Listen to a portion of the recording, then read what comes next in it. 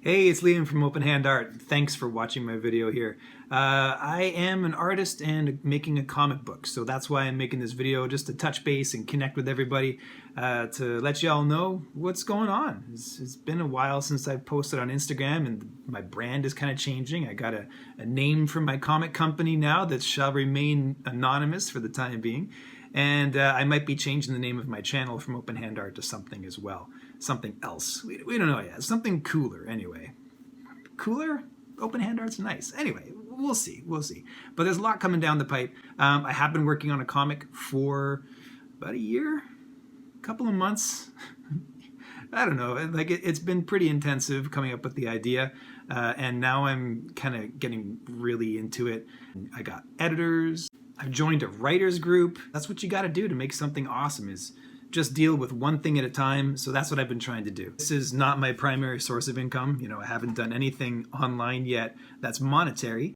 I'm just kind of getting good at doing this whole thing. So I'm researching things like how to do Instagram right, how to make YouTube videos, the basics of marketing, so that one day this can actually be a full-time gig. Because for now, I'm just doing it on the sideline, which means that things just move slower than I'd like them to most of the time, pretty much all the time. I guess that's true even if it was a full-time gig, because when something is done right, it takes time. It takes a while. This has been a lot more than I thought it would be, because it ends up being a team comic. It's a team comic, so there's 6 main characters and then a whole bunch of backstory. So I've been spending months and taking my time to just develop this thing, following in the footsteps of other writers that I really admire, like J.R. Tolkien or Quentin Tarantino, 2 very different kinds of writers, right? Also David Mamet, Isaac Asimov, Elmore Leonard. That there's a whole host of writers that I really enjoy, and I'm feeding off of them as much as I possibly can to make this comic awesome, because the main point of it is just to make something that's absolutely awesome. And I've never written a comic before. I grew up reading comics. I've been a big fan of them, and they're why I started becoming an artist in the first place. But to make my own, yeah, I want to make it good. I know that I can turn out something great. So it's a team comic, 6 people. It's about a time ship. There's no title for this comic yet, but the basic premise is asking a question: what would you do if you had knowledge and tech from the future today? This is a team of people who are basically military contractors, and they're engineers and scientists using research and development.